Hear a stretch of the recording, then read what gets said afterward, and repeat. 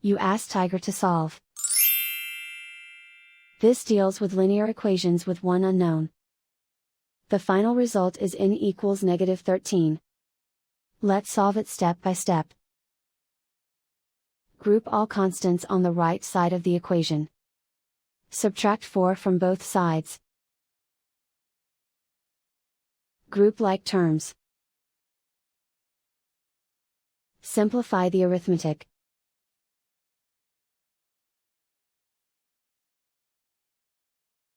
Isolate the n. Divide both sides by -3.